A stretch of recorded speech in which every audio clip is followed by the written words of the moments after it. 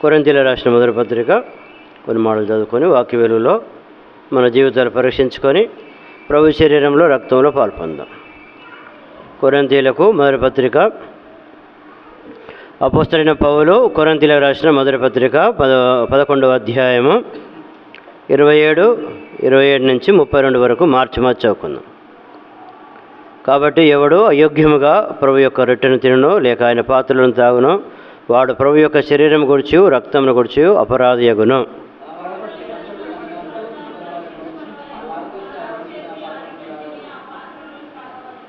ప్రభు శరీరమని వివేచింపక తిని త్రాగువాడు తనకు శిక్షావిధి కలుగుటకే తిని తాగుచున్నాడు.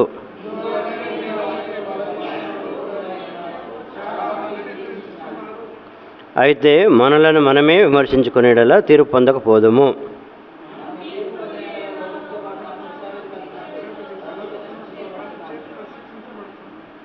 అదేవిధంగా రుజు గ్రంథము పేజీ నెంబరు 220. రుజు గ్రంథం న్యాయాధిపతుల తర్వాత ఉంటుంది. రుజు గ్రంథం పేజీ నెంబరు 221, 3వ అధ్యాయం. రుజు గ్రంథము 3వ అధ్యాయము మొదటి 10 వచనాలు 11 వచనాలు మార్చి చదువుకున్నాం.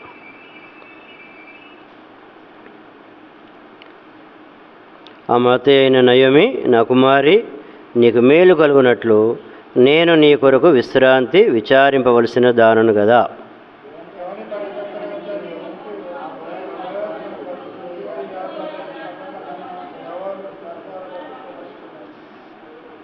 నీవు స్నానం చేసి తైలము రాచుకొని నీ బట్టలు కట్టుకొని ఆ కాలమునకు వెళ్ళము.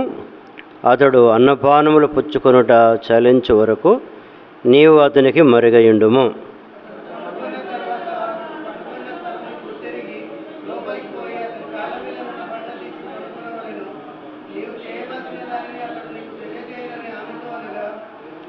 ఆమె నీవు సెలవిచ్చినదంతయు చేసేదని చెప్పి ఆ కాలమును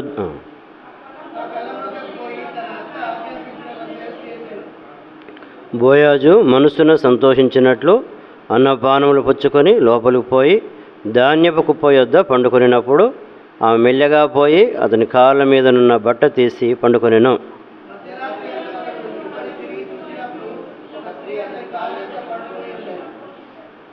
అతడు నీవెవరని అడగగా ఆమె, నేను రూతు అను నీ దాసురాలిని, నీవు నాకు సమీప బంధుడవు గనుక నీ దాసురాలి మీద నీ కొంగు కప్పుమనగా,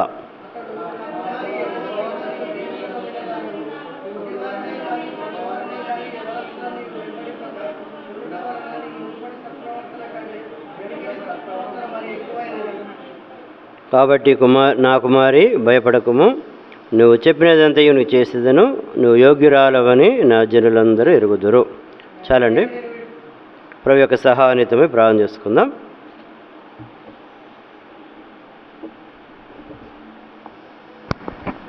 పరిశుద్ధుడైన మా పరలోక తండ్రి, జీవగల దేవా, నీ ప్రియకుమారుడు యేసుక్రీస్తు వారి అమూల్య రక్తప్రవస్తూ మీ ఘనమైన నామాన్ని స్తుతిస్తూ మహిమపరుస్తూ ఉన్నాను. దయల తండ్రి, అయోగ్యుని నన్ను నేను కూడా నీ బిడ్డలతో కలిసి ఈ విధంగా నీ సన్నిధిలో ఆనందించడానికి చూపిన కృపను బట్టి కూడా మీరెంతో స్తుతిస్తూ మహిమపరుస్తూ ఉన్నాను. కృపగల దేవ, ఈ విధంగా నేను కూడా పాపమనే నాశనకర గుండెలో జిగడగల దొంగ వైపులో ఉన్నప్పుడు, పాపంలో నుంచి నీ బయటికి రాలని స్థితిలో ఉన్నప్పుడు నన్ను కృపతో జ్ఞాపం చేసుకున్నందుకై మనం స్తుతిస్తూ మహిమపరుస్తూ ఉన్నాను. కృపగల దేవ, ఏ విధంగా నా కులము మతము జ్ఞానము ఏది కూడా నన్ను పాపం నుంచి విడిపించలేకపోయింది. కానీ దయలేదేవ నన్ను ప్రేమించి పరలోకం వదిలిపెట్టి భూలోకానికి వచ్చి కలవశిలలో నా పాపాలు పరిహారం గావించి పాపంలో నశించపోతున్న నన్ను వెతికి రక్షించినందుకై మనం స్తుతిస్తూ మహిమపరుస్తాను. పాపంలో ఊబి నుంచి నన్ను లేవనెత్తినందుకు వందనాలు. క్రీస్తైన బండపైన దేవ నా పాదాలు స్థిరపరిచినందుకై స్తుతిస్తూ మహిమపరుస్తున్నాను. దయలేదేవ, నీ సురక్తం ఇచ్చి సంపాదించిన సంఘములో నన్ను చేర్చుకున్నందుకే వందనాలు. కృపగల దేవ, మీరే నాకు ఈ విధంగా పునాది రాయిగా, అదేవిధంగా మూలరాయిగా, పైరాయిగా ఉన్నందుకై మీరే నాకు దయలేదేవ, దయల తండ్రి, నీలో నన్ను సంపూర్ణ ఎన్నో బలహీనతలు గలవారినైనా లోపాలు గలవారు నన్ను క్రీస్తులో సంపూర్ణంగా చేస్తున్న విధానం బట్టి కూడా వందనాలు. దేవ, మీరు నాలో జరిగిస్తున్న ఆశ్చర్య కార్యాలను బట్టి కూడా వందనాలు. దయల తండ్రి ఆ దేవదూతలు కూడా తొంగి చూసేలాగున మీరు జరిగిస్తున్న కార్యాన్ని బట్టి కూడా వందనాలు. కృపగల దేవ, ఆయన ప్రత్యక్షమైనప్పుడు ఆయన పోలి ఉందమని నిరీక్షణ నాకు ఇచ్చినందుకే వందనాలు. ఇంటిలో చేర్చి దేవ మహిమనీతమై సిద్ధపరుస్తున్న విధానం బట్టి కూడా వందనాలు. కృపగల దేవ, ఈ విధంగా నా నోటి నుంచిన కొత్త గీతాన్ని బట్టి మేము స్తుతిస్తూ మహిమపరుస్తాము. నూతన ఈ విధంగా నీ ఇంటిలో దేవ మీ యొక్క సౌందర్యాన్ని చూసి దేవ నీ ఇంటిలో ఆనందించి దేవ ఈ విధంగా ధవలవరుడు రత్నవరుడు 10,000 మందిని గుర్తింపదగిన వాడు దయల తండ్రి, ఆ సౌందర్యవంతుడు పాపిని నన్ను ప్రేమించి దేవ ఆ పాపములు వికారముగా ఉన్న నన్ను ఆ దేవ సౌందర్యవంతుడిగా చేయడానికి కొరకై నీ సౌందర్యాన్ని శిలువలో కోల్పోయి దేవ నాకు ఇచ్చిన ఆత్మీయ సౌందర్యాన్ని బట్టి కూడా మిమ్మల్ని ఎంతో స్తుతిస్తూ మహిమపరుస్తా ఉన్నాను. దయల తండ్రి, ఈ విధంగా నా పట్ల మీరు కలిగి ఉన్న ఉన్నతమైన తలంపులను బట్టి వందనాలు. దేవుని తలంపులు అనంతమైన తలంపులు బట్టి కూడా మిమ్మల్ని స్తుతిస్తూ మహిమపరుస్తా ఉన్నాను. కృపగల దేవ, నా పట్ల మీరు కలిగి ఉన్న దేవ మంచి ఉద్దేశాలు, సమాధానకరమైన ఉద్దేశాలను బట్టి కూడా వందనాలు. కృపగల దేవ, ఈ విధంగా ఎంతో గొప్ప దేవుడు. కృపగల తండ్రి, మీరు ఈ విధంగా దయల తండ్రి నా యుద్ధమై నా పునాది ఈ విధంగా దేవ కలవసి కొట్టబడడం ద్వారా నా దాహం తీర్చినందుకై మిమ్మల్ని ఎంత స్తుతిస్తూ మహిమపరుస్తున్నాను. నాకు ఆశ్రయమైన బండగా మీరున్నందుకు, కోటగా ఉంటున్నందుకై కూడా స్తుతిస్తూ మహిమపరుస్తూ ఉన్నాను. కృపగల దేవ, మీరు బలులు నైవేద్యాలు కోరటం లేదు కానీ స్తుతియాగం చేయమని సెలవిచ్చిన దేవుడు. కృపగల దేవ, మీరు చేసిన మేలు బట్టి ఏమిచ్చిన దయల తండ్రి, మీరు చేసిన మేలును బట్టి హృదయపూర్వక కృతజ్ఞతలు మీరు స్తుతిస్తూ మహిమపరుస్తూ ఉన్నాను. అదేవిధంగా దయల తండ్రి, ఈ విధంగా నీ ప్రజలతో కలిసి మీరు స్తుతించి మహిమపరిచే భాగ్యం ఇచ్చారు. అదేవిధంగా ఆరాధన నీ శరీరంలో రక్తంలో పాల్పొందే నిమిత్తమై మా ముందు ఉంచిన ఈ ప్రభు బలను బట్టి దయల తండ్రి ఈ విధంగా శరీరంలో రక్తంలో పాల్పొందే ముందు ఈ విధంగా చదివిన లేఖన భాగాలను బట్టి కూడా మిమ్మల్ని స్తుతిస్తూ హృదయపూర్వకంగా కృతజ్ఞతలు యేసయ్య ఘనమైన మహిమల నామమున మీకే అర్పిస్తున్నాను తండ్రి. ఆమేన్.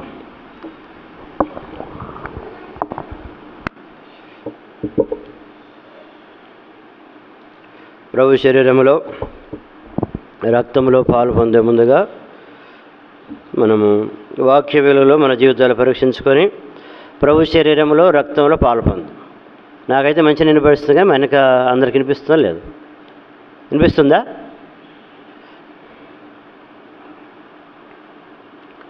కొరింథీయులకు రాసిన మొదటి పత్రిక 11వ అధ్యాయము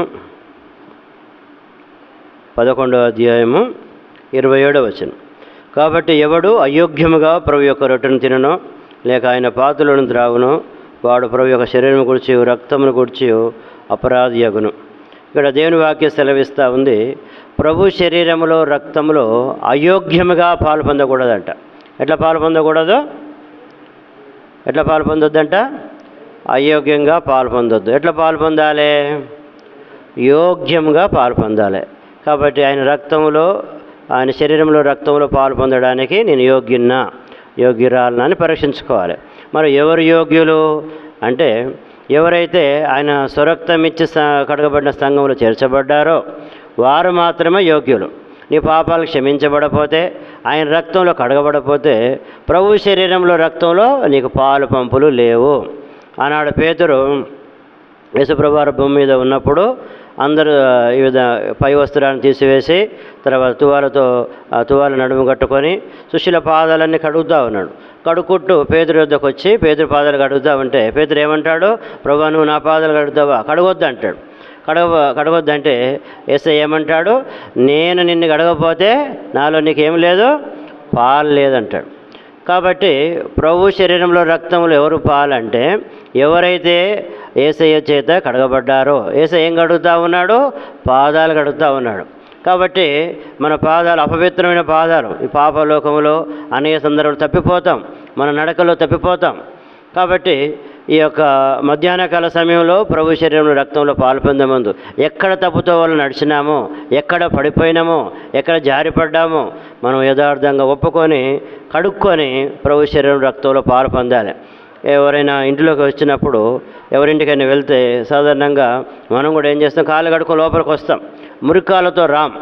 కాబట్టి అదేవిధంగా ప్రభు బలలో కూడా పాలు పొందే ముందు కూడా మనం కడుక్కొని పాలు పొందాలి. ఈ విధంగా పూర్వము దైవజనుడు మోషే కాలంలో ప్రత్యక్ష గుడారం ఉన్నది, దేవుని మందిరము ముందట బలిపీఠం ఉంటుంది. బలిపీఠానికి దేవుని ప్రత్యక్ష గుడారం మధ్యన గంగాళం ఉంటుంది. పూర్వకాలంలో బకెట్ను గంగాళం అనేది అదో అప్పుడు కట్నాల కింద ఏమి ఇచ్చేవారు, గంగాళం అవి అన్నీ ఇచ్చేవారు. ఇప్పుడు లేవు, ఇప్పుడు మారినాయి కొత్తవి. సరే, అయితే ఈ విధంగా ఆ గంగాళములు ఏముండేది, నీళ్ళు ఉండేవి. అయితే యాజకుడు దేవుని బలిపీఠం దగ్గరికి వెళ్ళి బలు అర్పించే ముందు తాను తన పాదాలు కడుక్కొని ఆ యొక్క బలిపీఠం దగ్గర వెళ్ళి బలు అర్పిస్తాడు. అదేవిధంగా బలిపీఠం దగ్గర బలులు అర్పించాలన్నా, నైవేద్యం అర్పించాలన్నా, అదేవిధంగా దేవుని మందిరంలో వెళ్ళి ఆ విధంగా పరిశుద్ధ స్థలంలో దేవునికి ధూపం వేయాలన్నా తాను కడుక్కొనే వెళ్ళాలి, అపవిత్రంగా వెళ్ళకూడదు. అదేవిధంగా మనం కూడా ఆరాధన చేస్తాంగా రాజులైన యాజ సమూహంలో దేవుడు మనలను చేర్చాడు.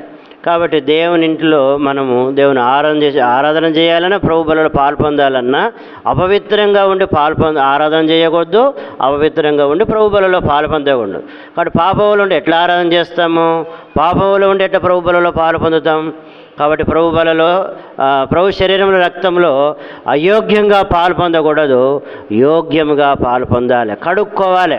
కాబట్టి ఈ విధంగా మన పాదాలు కడుక్కోవాలి, చేతులు కడుక్కోవాలి. దేవుని వాక్యం సెలవిస్తూ ఉంది. యెషయా గ్రంథము 1వ అధ్యాయం, యెషయా గ్రంథము 1వ అధ్యాయము దేవుని వాక్యము ఈ విధంగా సెలవిస్తూ ఉంది. చూడండి, యెషయా గ్రంథము 1వ అధ్యాయము 15వ వచనం. మీరు మీ చేతులు చాపునప్పుడు మిమ్మల్ని చూడక నా కన్నులు కప్పుకొందును. మీరు బహుగా ప్రార్థన చేసినను నేను వినను. మీ చేతులు రక్తంతో నిండి ఉన్నవి. 16వ వచనం. మిమ్మల్ని కడుక్కొనుడి, శుద్ధి చేసుకొనుడి, మీకు దుష్క్రియలు నాకు కనబడకుండా వాటిని తొలగింపుడి. కాబట్టి దేవుడు అంటున్నాడు, మీరు బహుగా ప్రార్థన చేసినా కూడా నేను వినను అంటున్నాడు. ఎందుకు వినాడంట దేవుడు? మీ చేతులు ఎట్లున్నాయి అంటున్నాడు? దేంతో నిండి ఉన్నాయంట? రక్తంతో నిండి ఉన్నాయి. దేంతో? రక్తంతో. అంటే రక్తం అంటే ఏంది?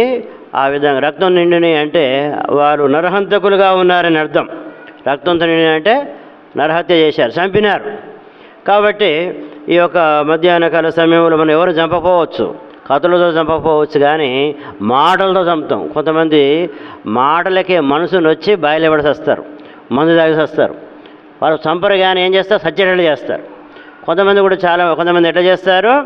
బైబిల్లో కయీను తన సహోదరుని చంపినాడు. కయీను ఏం చేసిండు? కయీను ఎవరిని చంపిండు?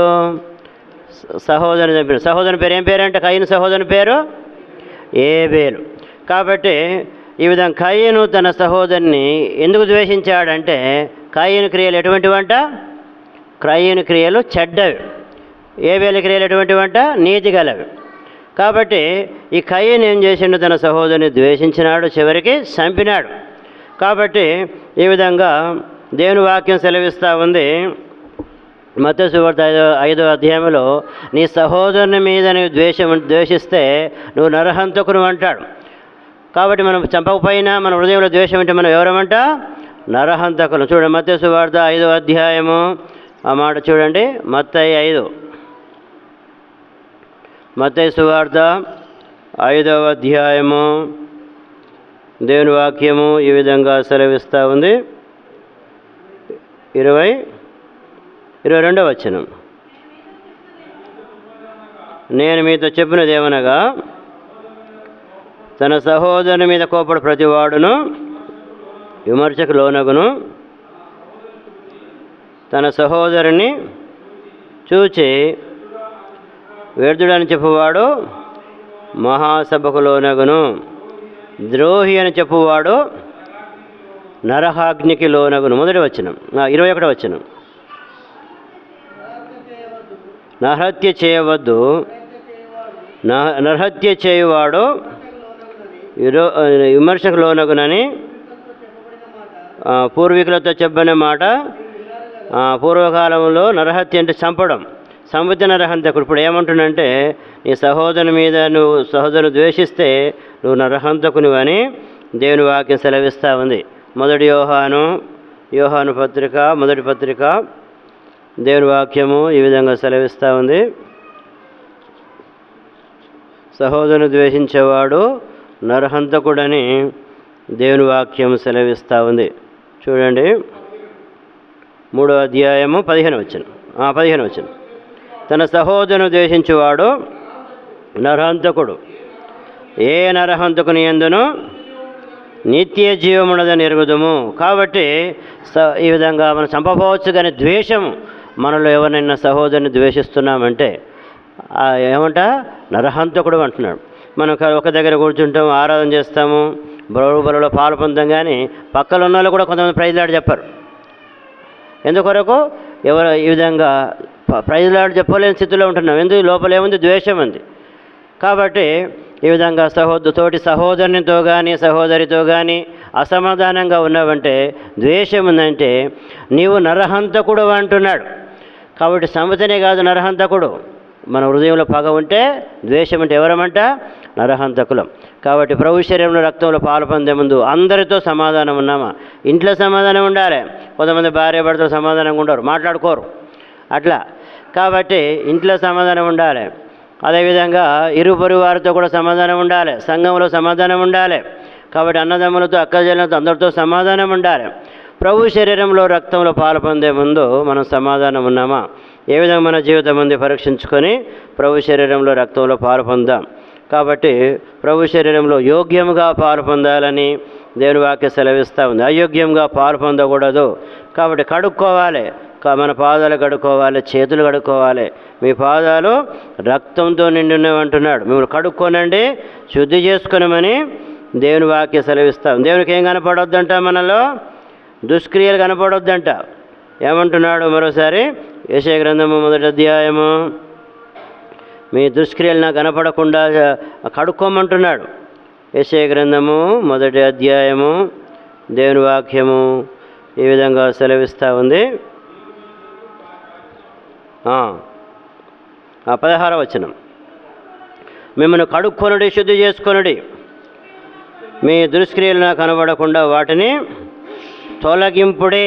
మనలో ఏముండకూడదంట?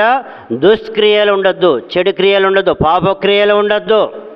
కాబట్టి దేవుని వాక్యం సెలవిస్తూ ఉంది మత్తయి సువార్త 5:16లో, మనుషులు మీ సత్క్రియలను చూసి పరలోకమందున మీ తండ్రిని మహిమపరచునట్లు వారి ఎదుట మీ వెలుగు ప్రకాశింపనీయుడి.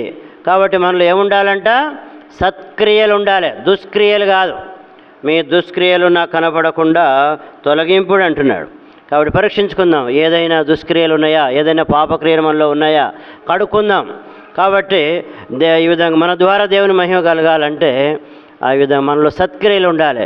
మనలో పాపం ఉంటే అన్యుల మధ్య దేవునామం దూషించబడుతుంది, దేవునామం అవమానపరచబడుతుంది.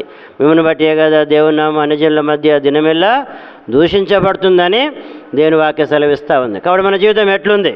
దేవునామానికి మహిమ తెస్తున్నామా, లేకపోతే దేవునామానికి దూషణ చేస్తూ ఉన్నామా? మనం పరీక్షించుకుందాం. కాబట్టి ఈ విధంగా గాంధీ గారు అనేవారంట, ఈ విధంగా ఏమనేవాడంటే, నాకు క్రీస్తు ఇష్టమే కానీ క్రైస్తవులు ఇష్టం లేదు అన్నాడు. గాంధీకి ఏమి ఇష్టమంట? క్రీస్తు ఇష్టమే కానీ క్రైస్తవులు ఇష్టం లేదు. ఎందుకొరకంటే క్రీస్తు చూపిన ప్రేమ క్రైస్తవులు లేదు అన్నాడు. గాంధీ గారు ప్రభువుని ఎందుకు నమ్మలేకపోయాడు అంటే, గాంధీ గారిని క్రీస్తు నుంచి ఎవరు దూరం చేశారంటే క్రైస్తవులే ఏం చూడలేకపోయాడంట? క్రీస్తు ప్రేమ చూడలేకపోయాడంట. మనం ఎంతమందిని దేవుని దూరం చేస్తున్నామేమో. నిజంగా క్రీస్తు ప్రేమ ఈ విధంగా మనలో ఉన్నదా? పరీక్షించుకుందాం. కాబట్టి నాలో క్రీస్తు ప్రేమ ఉన్నదా? కాబట్టి మనము ఎవరినైనా ఈ విధంగా దూరపరుస్తున్నా, క్రీస్తు నుండి నిజంగా నీలో క్రీస్తు ప్రేమ లేకపోతే నీవు అనేకులను ఏ విధంగా క్రీస్తు నుంచి దూరం చేస్తున్నావని అర్థం. కాబట్టి ఎవరిని కూడా మనం ఈ విధంగా ఇతరులకు మనం అడ్డుబండలుగా ఉండొద్దు, ఎవరిని కూడా క్రీస్తుని దూరం చేయొద్దు. అనేకులు మనం క్రీస్తు యొద్దకు ఆకర్షించేవారిగా, నడిపించేవారిగా మనం ఉండాలని దేవుడు కోరుతూ ఉన్నాడు. కాబట్టి మిమ్మల్ని కడుక్కొనుడి, శుద్ధి చేసుకొనుడి, మీ దుష్క్రియలు నాకు కనబడకుండా వాటిని తొలగింపుడి. 17వ వచనంలో యెషయా 1:17, కీడు చేయటం మానుడి, మేలు చేయ నేర్చుకోండి. ఏం మానాలంట? కాబట్టి కీడు చేయడం మానాలంట. మీరు కూడు వచ్చుట కీడికే కానీ మేలు కాదంటున్నాడు. ఏంటంట? మనం ఎందుకోసం వచ్చిన దేవునింటి? కీడు కోసమా, మేలు కోసమా? దేవునింటి మనం వచ్చింది కీడు కోసమా, మేలు కోసమా? మేలు కోసం వచ్చినాం కానీ కీడు కోసం రాలే కదా. కాబట్టి మనము ఈ విధంగా చూడండి, దేవుని వాక్యం సెలవిస్తూ ఉంది. కొరింథీయులకు రాసిన మొదటి పత్రిక 10వ వచనం, 1:10. సహోదరులారా, మీరందరూ ఏకభావంతో మాట్లాడవలననియు మీలో కక్షలు లేక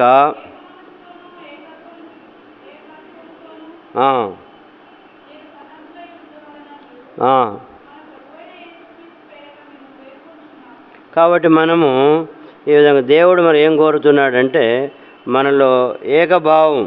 కాబట్టి సమాధానంతో కలిగి ఉంటే మనకు మేలు. కానీ ఏక మనసు లేకుండా మనము కక్షలు ద్వేషాలు కలిగి ఉంటే మనకు మేలు కలగదని దేవుని వాక్యం సెలవిస్తా ఉంది. కాబట్టి సహోదరులారా, మీరందరూ ఏకభావంతో మాట్లాడవలననియు మీలో కక్షలు లేక ఏక మనస్సుతోనూ ఏక తాత్పర్యంతోనూ మీరు సన్నద్ధులై ఉండవలననియు మన ప్రభువైన యేసుక్రీస్తు పేరిట మిమ్మను వేడుకొనుచున్నాను. సన్నద్ధులు, మనం సైనికుల్లాగా ఉండాలంట. క్రీస్తు యేసు యొక్క మంచి సైనికుని వలె నాతో కూడా ఏమంటున్నాడు, శ్రమను అనుభవించమంటున్నాడు. కాబట్టి మన జీవితం ఏ విధంగా ఉంది మనం పరీక్షించుకుందాం. క్రీస్తు యేసు యొక్క మంచి సైనికుని వలె పోరాడాలని దేవుడు కోరుతా ఉన్నాడు. రోజు గ్రంథము 3వ అధ్యాయము, రోజు గ్రంథము 3వ అధ్యాయము,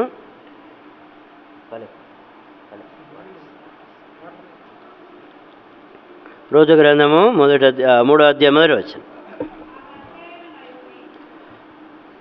ఆమె ఎత్తైన నయోమి, నా కుమారి, నీకు మేలు కలుగునట్లు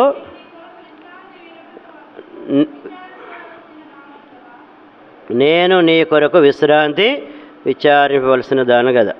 ఇక్కడ నయోమి తన కోడలకు ఏం కోరుతా ఉంది, ఏం కావాలని కోరుతా ఉంది? మేలు, తర్వాత విశ్రాంతి. కాబట్టి ఈ విధంగా ఆమెకు మేలు కలగాలని, ఆమెకు విశ్రాంతి కలగాలని దేవుని వాక్యం సెలవిస్తూ ఉంది.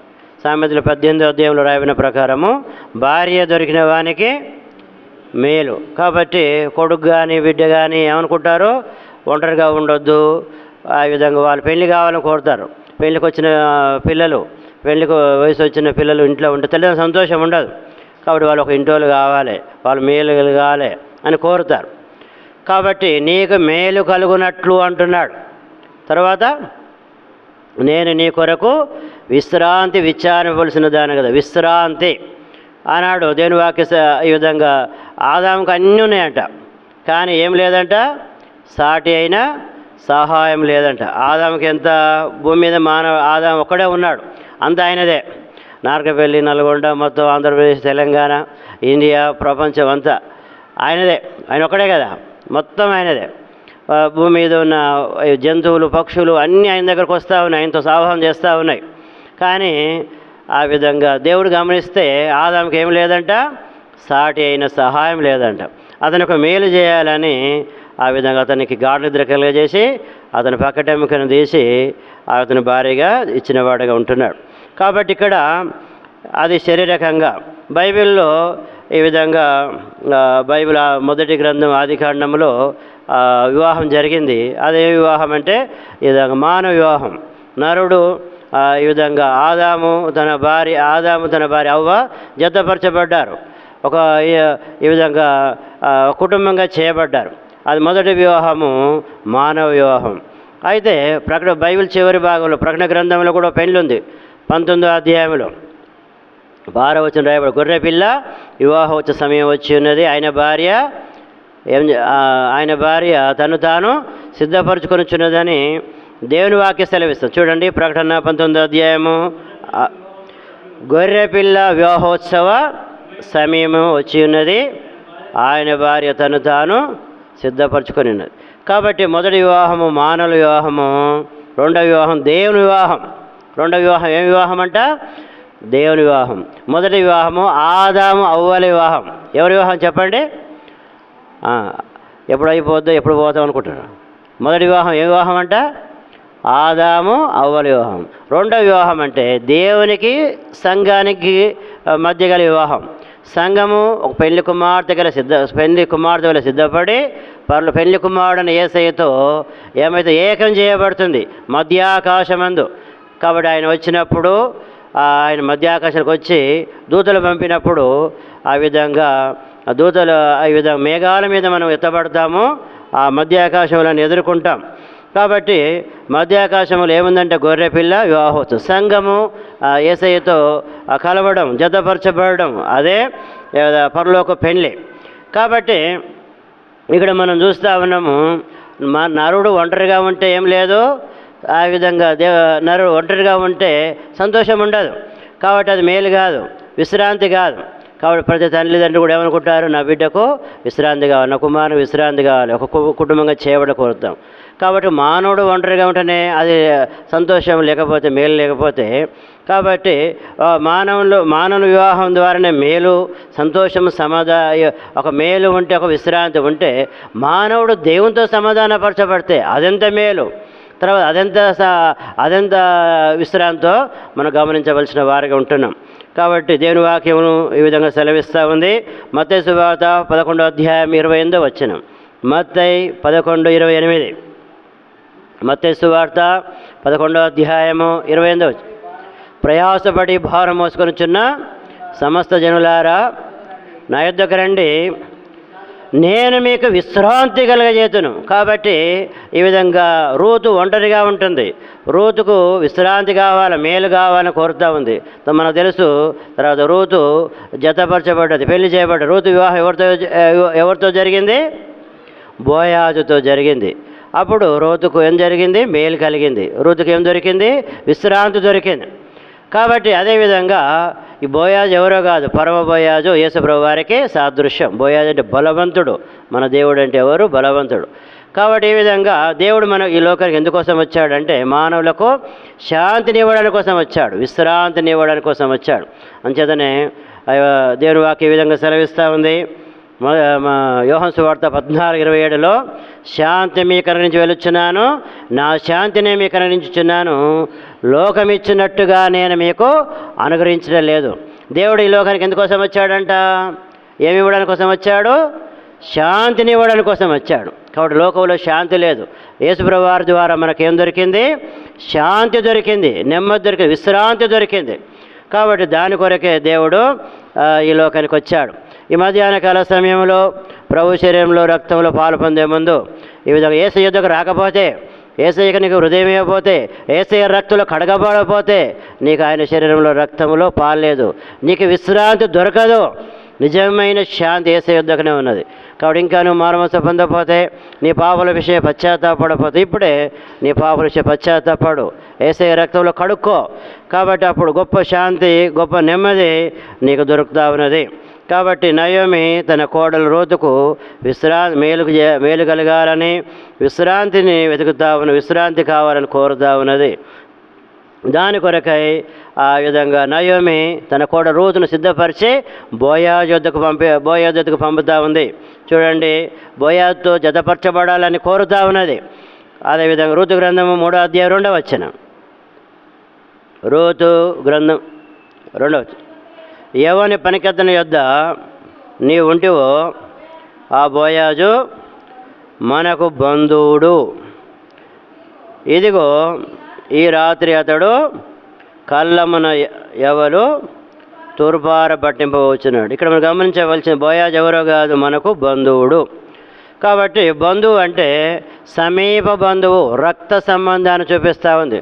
పూర్వకాలంలో ఎవరైనా పిల్లలు లేక చనిపోతే, ఆ పిల్లలు లేక చనిపోతే అతని భార్య, ఆమె ఎవరిని పడితే అతని భార్య, చనిపోయిన వారి భార్య ఎవరిని పడితే వాళ్ళని చేసుకోవడానికి పెళ్లి చేసుకో వీల్లేదు. అతని దగ్గర బంధువులు, సమీప బంధువులు వివాహం చేసుకోవాలి. కాబట్టి బంధువు అనే మాట, బంధువు అని, సమీప బంధువు అనే మాట ఇక్కడ చూపిస్తూ ఉంది. కాబట్టి యేసుప్రభు వారు బోయాజు రూతుకి ఏమవుతున్నాడంట? నయోమిని బట్టి, ఆ యొక్క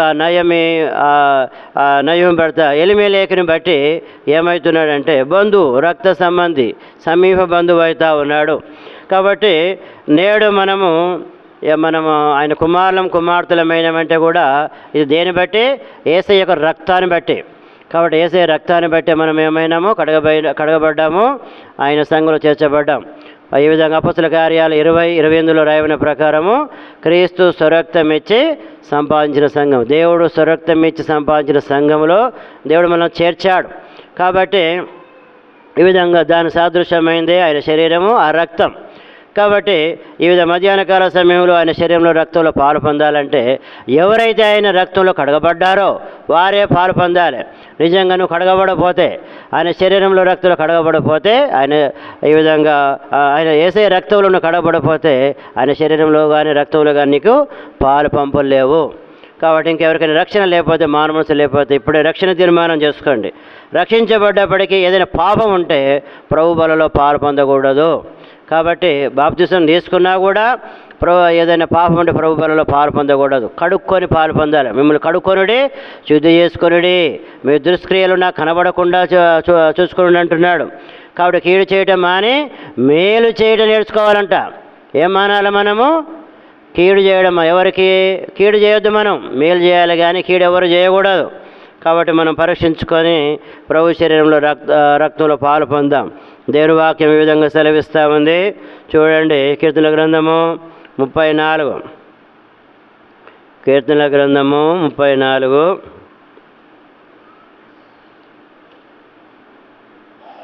కీర్తనలు 34 దేవుని వాక్యము ఈ విధంగా సెలవిస్తూ ఉంది. 12వ వచనం, బ్రతకగోరు వాడెవడైనా ఉన్నాడా? మేలు నందుచు అనేక దినములు. బ్రతకగోరు వాడెవడైనా సావాలని ఎవరు కోరు? ఎవరైనా ఏమనుకుంటారు? నేను చాలా దినాలు బతకాలని కోరుతారు. బతకాలి, కానీ మేలు లేకుండా బతికే లాభం? ఎన్ని రోజులు బతికే లాభం? కాబట్టి మన దినాన పిట్టంపల్లిలో ఉన్నప్పుడు ఒక ముసలామను స్నానం చేపిస్తారు. ఇంటి ముందు, రోడ్డు ముందు స్నానం చేపిస్తున్నారు. ఒక పశువు ఉన్నట్టుగా అడుగుతారు. కాబట్టి ఆరోగ్యం మంచిగా ఉన్నప్పుడు, వయసులో ఉన్నప్పుడు ఇష్టానుసారంగా ఉంటాం. కాబట్టి ఆమె ముసలిది అయిపోయింది, పిచ్చిది అయిపోయింది, ఆరుస్తూ ఉంది. ఆమెను ఎట్లా స్నానం చేపిస్తారంటే ఒక పశువుతో, బట్టలు కూడా లేవు, రోడ్డు మీద కడుగుతూ ఉన్నారు. కాబట్టి మనిషి బతుకు ఎంత అంటే అంతే. మంచిగా ఆరోగ్యం ఉన్నప్పుడు, అన్నీ ఉన్నప్పుడు ఏమనుకుంటారు? నాకు ఎదురు లేదు అనుకుంటారు. రేపేమైద్దో తెలియదు. ఇప్పుడు చూసుకుంటున్నాం, కానీ రేపు ఏమైద్దో మనకు తెలియదు. రేపు మేలు కలగాలంటే ఏం చేయాలంటే దేవుని భయపడాలి. ఆయన భయపడే వారికి దేవుడు మేలు చేస్తాడు. బైబిల్లో దావీదు ముదిమి కలిగి మంచి ముసలితనములో మృతి పొందాడని రాయబడ్డది. కాబట్టి అబ్రహాము, దావీదులు, చాలామంది భక్తులు మంచి ముసలితనంలో నెమ్మదితో వారు మృతి పొందిన వారిగా ఉంటున్నారు. కాబట్టి కార్యారంభం కంటే కార్యాంతము మేలని దేవుని వాక్య సెలవిస్తూ ఉంది. ఒక ఆమె తాను భయంకరంగా చనిపోయింది. చనిపోతూ ఎట్లా చనిపోయిందంటే, ఆ విధంగా ఆమె చనిపోయినప్పుడు ఆ కొడుకులు కానీ బిడ్డలు కానీ ఎవరు లేరు. ఆమె లేవలేని స్థితిలో ఉంది. అక్కడే మూత్రం, అక్కడే అంతా సమస్తం భయంకరం కంపు కొడతా ఉంది. ఆమె దగ్గరికి ఎవరు వెళ్ళలేరు. భయంకరంగా చనిపోయింది ఆమెను. ఆమె దగ్గర పోతే ఆ కోడలు అంటా ఉంది, అన్న వాసన వస్తుంది, దూరం ఉండనంట. కాబట్టి అంత భయంకర పరిస్థితి. దగ్గర వెళ్ళి మాట్లాడదామంటే ఆమె అనేది, అన్న కడుపు నొప్పి తట్టుకోలేకపోతున్నా, దేవుడు సమాధాన పడ్డమన్నాడు కదన్నా, సేవకులతో సమాధాన పడ్డా కదన్నా, అందరితో సమాధానంగా ఉన్నా కదన్నా, ఎందుకని కడుపు నొప్పి, ఎందుకని ఆయాసం అంటాం. చూడండి, ఆరోగ్యం మంచిగా ఉన్నప్పుడు మనం ఏమనుకుంటాం? ఆ విధంగా మన ఇష్టానుసారంగా ఉంటాం. రేపు ఏమయ్యేది తెలియదు. కాబట్టి దేవుని ఎరగక ముందు మనం ఎన్ని పాపాలు చేసినా ఎన్ని క్షమిస్తాడు. దేవుని ఎరగక ముందు ఎంత పెద్ద పాపాలు చేసినా దేవుడు ఏం చేస్తాడు? క్షమిస్తాడు. దేవుని నమ్మిన తర్వాత ప్రతి చిన్న పాపం కూడా లెక్కలోకి వస్తుంది. వదిలిపెట్టాడు. ఏ చిన్న తప్పును కూడా దేవుడు వదిలిపెట్టాడు. ప్రతిది దాన్ని కూడా మనం దేవుని లెక్క చెప్పాలి. ప్రతి దాన్ని కూడా యేసు ఆయన ఎరగక ముందు మనం చేసిన పాపాల శిక్ష ఆయన భరించాడు, యేసయ్య. నమ్మిన తర్వాత మనం చేసిన పాపాల శిక్ష మనమే భరించాలి. కాబట్టి దావీదు తప్పు చేస్తే దావీదు వదిలిపెట్టిండా? దావీదు వదిలిపెట్టలే. ఈ విధంగా దావీదు పోతా ఉంటే ఈ విధంగా దావీదు ఏం చేశాడో ఆ విధంగా ఉరియాను చంపి ఆయన భార్యను అక్రమంగా ఉంచుకుంటాడు. బస్తేబతో పాపం చేస్తాడు. పాపం చేసినందుకు ఏం జరిగింది? దావీదు ఒక్కరిని ఉరియాను చంపిస్తే దావీదు కొడుకులు ఎంతమంది చనిపోయినరు? ఆమెకు బస్తే పుట్టిన కుమారుడు చనిపోయాడు. అంత మాత్రమే కాదు, పెద్ద కుమారుడు అమ్నోను, జ్యేష్ఠ కుమారుడు, రాజు కావాల్సిన వ్యక్తి, అతడు చనిపోయినాడు. తర్వాత కుమారుడు, అందమైన కుమారుడు అబ్షాలోము చనిపోయాడు. తర్వాత ఇంకో కుమారుడు అదోనియా, చాలా చక్కని వాడంట, అతను చంపబడ్డాడు. కాబట్టి ఈ విధంగా దావీదు ఒక్కరిని చంపితే దావీదు యొక్క నలుగురు కొడుకులు చనిపోయారు. చూడండి, దేవుడు వదిలిపెట్టలే. తర్వాత దావీదు కొన్న కొడుకే దావీదు విరోధి అయితే దావీదు పారిపోతూ ఉన్నాడు, చెప్పులు లేకుండా పోతున్నాడు. పారిపోతా ఉంటే ఒక వ్యక్తి దుమ్మెత్తి పోస్తున్నాడు, రాళ్ళతో కొడుతున్నాడు. షీపో దుర్మార్గుడు అంటే దావీదు దగ్గర ఉన్న వాళ్ళు బలవంతులు, వీరులు ఉన్నారు. రాజా, నిన్ను వాడు చచ్చిన కుక్కవాడు నిన్ను దుర్మార్గుడు అంటూ ఒక్క మాట చెప్పాను, తలకాయ తీసుకొస్తా అంటున్నాడు. అంటే దావీదు అంటాడు, ఏమంటాడంటే వారిని శపింపని చేయండి, దేవుడు అనుమతించినాడు, శపింపనేడు. దేవుడు వాని శాపాన్ని నాకు ఆశీర్వాదంగా మార్స్తాడేమో, వాని శపింపనియండి అంటాడు. దావీదు సంతోషంగా అనుభవిస్తున్నాడు శ్రమలు, నిందలు. ఎందుకొరకు? ఆయన తెలుసు, నేను తప్పు చేశాను, దేవుడు అనుమతించాడు. కొన్ని సందర్భాల్లో దేవుడు అనుమతిస్తాడు. ఆయన ఎరగక ముందు ఎన్ని పెద్ద తప్పులు చేసినా క్షమిస్తాడు. ఆయన నమ్మిన తర్వాత మనం చేసే ప్రతి పాపానికి శిక్ష మనం అనుభవించాలి. అందుచేతనే దేవుని వాక్యం సెలవిస్తుంది. కీర్తనలు 4:4 ఏదో రాయబడి చూడండి. కీర్తనల గ్రంథము 4వ అధ్యాయం 4వ వచనం. కీర్తనల గ్రంథము 4వ అధ్యాయం 4వ వచనం. భయము నుండి పాపం చేయకుడి, మీరు పడకల మీద నుండగా జ్ఞానం చేసుకొని ఊరకుడండి. భయము నుండి పాపం చేయకుడి. కాబట్టి నేడు పాపం మీద లోకంలో పాపం ఎక్కువైపోయింది. కారణం ఏంటంటే ఏం లేదు, భయం లేదు. ఏం భయం లేదు? దేవుని భయం లేదు. భయము నుండి పాపం చేయకూడని దేవుని వాక్యం సెలవిస్తూ ఉంది. ఆనాడు ఆ యొక్క ఇద్దరు దొంగలు యేసయ్యతో పాటు సిలువేయబడ్డారు. ఒక దొంగ యేసయ్యతో గర్వంగా మాట్లాడుతున్నాడు, కొద్దిసేపు చచ్చిపోతాడు, అయినా పశ్చాత్తాపం లేదు. నువ్వు క్రీస్తు కదా, నిన్ను రక్షించుకొని మమ్మల్ని రక్షించమంటాడు. అప్పుడు రెండవ దొంగ ఏమంటాడు? మొదటి దొంగ గద్దిస్తాడు, నువ్వు దేవుని భయపడవా? మనకైతే ఇది న్యాయమే, మనం చేసిన శిక్ష అనుభవిస్తున్నాం, ఈయన ఏ తప్పిదం చేయలేదు అని చెప్పాడు. ఒప్పుకుంటున్నాడు మనకు న్యాయమే అని. తర్వాత ఏమంటున్నాడు? యేసయ్య చూసి, యేసు నీ రాజ్యంలో నీవు రాజ్యంలోనికి వచ్చినప్పుడు నన్ను జ్ఞాపం చేసుకోమన్నప్పుడు యేసయ్య అంటాడు, నేడే నాతో పాటు పరదేశంలో ఉంది అంటాడు. కాబట్టి చివరి క్షణంలో యేసయ్య సమీపంగా ఉన్నాడు, అయినా కూడా పశ్చాత్తాపాలు లేదు, నరకాన్ని వెళ్ళాడు. రెండవ దొంగ ఏమైనాడు? రెండోది పశ్చాత్తాపడి నరకాన్ని పోవలసిన వ్యక్తే అతడు కూడా. కానీ అతడు దొంగ ఇద్దరు సమానంగా దొంగలే, సమానంగా పాపం చేసిన వాళ్ళే. కానీ ఒక దొంగ పశ్చాత్తాపం లేదు, నరకాన్ని వెళ్ళాడు. రెండవ దొంగ పశ్చాత్తాపడం ద్వారా ఏం దొరికింది? పరలోకం దొరికింది. కాబట్టి అతిక్రమంలో దాచిపెట్టువాడు వర్ధిల్లాడు, వాటిని ఒప్పుకొని విడిచిపెట్టువాడు కనికరం పొందనని దేని వాక్య సెలవిస్తూ ఉంది. ప్రభు శరీరం రక్తంలో పాలు పొందే ముందు మన జీవితం ఎట్లుంది పరీక్షించుకుందాం. కాబట్టి అతిక్రమాలు దాచుకోవద్దు, కాబట్టి ఒప్పుకోవాలి, విడిచిపెడితే దేవుడు కనికరం పొందుతాడు. కాబట్టి ఈ విధంగా ప్రభు శరీరంలో రక్తంలో పాలు పొందే ముందు మన జీవితం ఎట్లుంది పరీక్షించుకుందాం. ఇక్కడ దేవుని వాక్యం సెలవిస్తూ ఉంది. కీర్తనలు 34:12 వచనం. బ్రతక గోరువాడెవడనున్నాడా? మేలు నొందుచు అనేక దినములు బ్రతక గోరువాడెవడనున్నాడా అంటాడు. కాబట్టి ప్రసంగి గ్రంథంలో దావీదు ఆ యొక్క దైవజనుడు సొలొమోను అంటాడు, తాను ఏం కోరుతాడంటే బతికిన దినాలు సంతోషంగా ఉండాలి. నువ్వు సంతోషంగా అన్నం తిను, సంతోషంగానే ఉండు, నీ భార్యతో సంతోషంగా ఉండు, నీ పిల్లలతో సంతోషంగా ఉండు, అంతకన్నా భాగ్యం లేదు. నువ్వు పోయేటప్పుడు ఏం రాదు, ఏమంటే సంతోషంగా ఉండాలనే విషయాన్ని కోరుతాడు. కాబట్టి సంతోషం లేకుండా ఎన్నేళ్ళు బతికినా 1000 ఏళ్ళు బతికినా అతనికంటే ఏమంట చనిపోయి పుట్టిన మృతమైన శిశువు ఆ పిండం మేలు అంటాడు.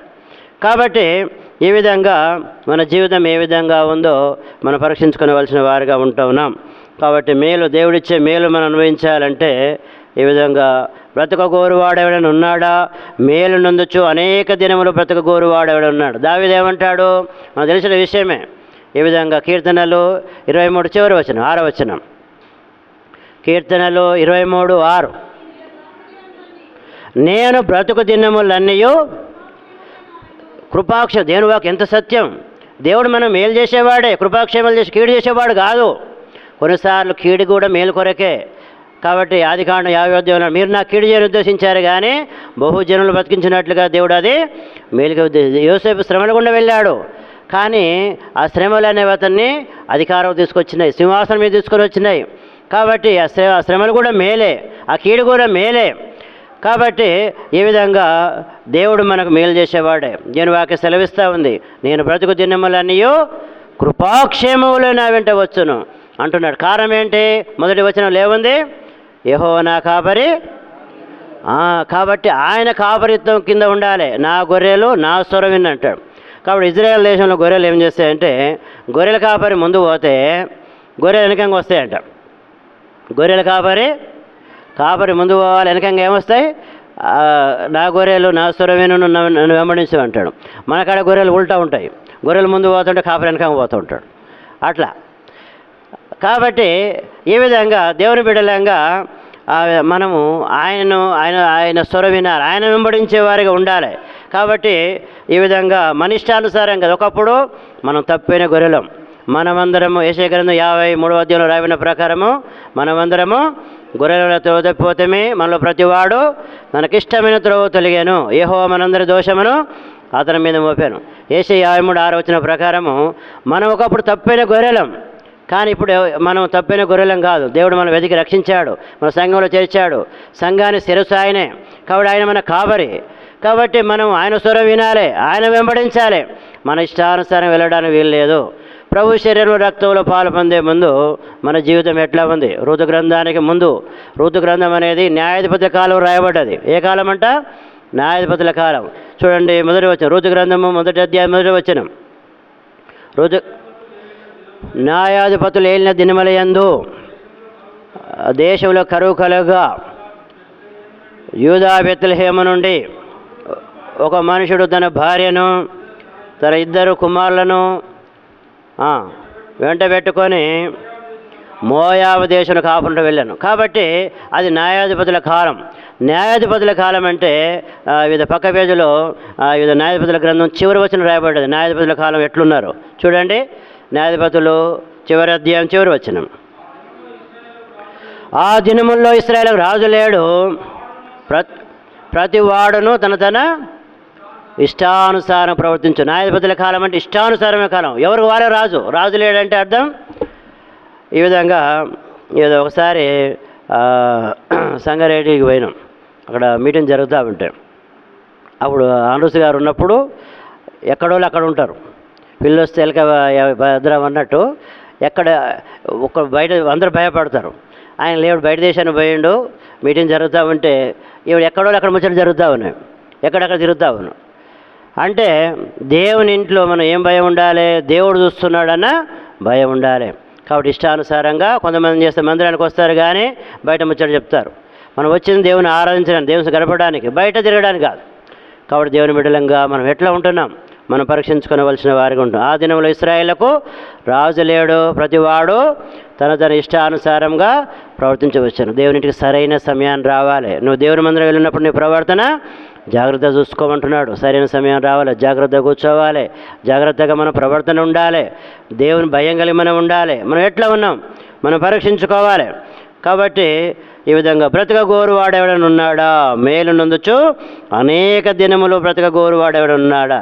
కాబట్టి దేవుడిచ్చే మేలు మనం అనుభవించాలంటే చూడండి, కొన్ని మాటలు చూసుకొని ముగించుకుందాం. కీర్తనలు 34వ అధ్యాయం 13వ వచనం. చెడ్డ మాట పలకకుండా నీ నాలుకను, కపటమైన మాట పలకకుండా నీ పెదవులను. మాటలు జాగ్రత్తగా ఉండాలట. ఏం జాగ్రత్తగా ఉండాలి? చెడ్డ మాటలు మాట్లాడుకోవద్దు, ఇష్టానుసారం మాట్లాడొద్దు. మనుషుడు పలుకు వ్యర్థమైన ప్రతి మాట గురించి విమర్శన దినమున లెక్క చెప్పాలి. మన జీవితం ఎట్లుంది మనం పరీక్షించుకుందాం. కాబట్టి కపటమైన మాటలు ఉండొద్దు. కాబట్టి బైబిల్ ఒక పౌలు అంటాడు, కపట సహోదరులు అంటాడు.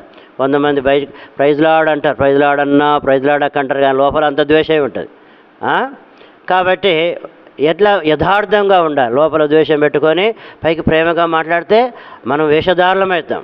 కాబట్టి దేవుని బిడ్డలకు మన కీడు చేయొచ్చు, మన కీడు చేసిన వాళ్ళు కావచ్చు, మన గురించి ఎంత నష్టం చేసినా మనం క్షమించాలి.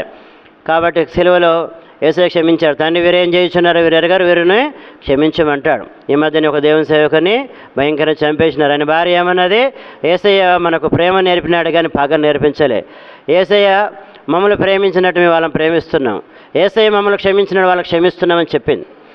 దేవుని బిడ్డలంగా మనం ప్రేమించాలి. ఈ లోకానికి ఏం చూపాలి? ప్రేమను చూపాలి, క్షమాపణ చూపాలి. కానీ ఈర్ష్య పగ ద్వేషాలు మనం పెట్టుకోవద్దు. ఏ విధమైన జీవితం ఉంది మనం పరీక్షించుకొని ప్రభు శరీరంలో కపటాలు పెట్టుకోవద్దు, చెడ్డ మాటలు మాట్లాడొద్దు. ఆ విధంగా మనం యథార్థంగా ఉండాలని దేని వాక్య సెలవిస్తుంది. మాటలే కాదు, చేతలు కూడా. మన చేతులు శుభ్రంగా ఉండాలి, మన పనులు చేసే పనులు, మన నడక శుద్ధిగా ఉండాలి, మన నడిచే నడక, మన హృదయం కూడా శుద్ధిగా ఉండాలి. కాబట్టి ఈ విధంగా దేవుడు చూస్తూ ఉన్నాడు. మన చూపులు సరిగ్గా ఉండాలి. కాబట్టి దేవుడు కళ్ళు ఇచ్చింది ఎందుకొరకంట? సినిమాలు సీరియల్ చూడడానికి కోసం కాదు, ఆయన కొరకు. కాబట్టి చెవులు ఇచ్చింది సినిమా పాటలు, అపవిత్రమైన పాటల కొరకు కాదు, ఈ విధంగా దేవుని పాటలు వినడానికి. కాబట్టి ఈ విధంగా మన శరీరం ద్వారా మీరు దేవుని ఆలయమై ఉన్నారంటాడు. మీరు మీ సొత్తు కారు విలువబెట్టి కొనబడిన వారు కనుక మీ దేహంతో దేవుని మహిమపరచండి. మనం దేవుని మహిమపరుస్తున్నామా?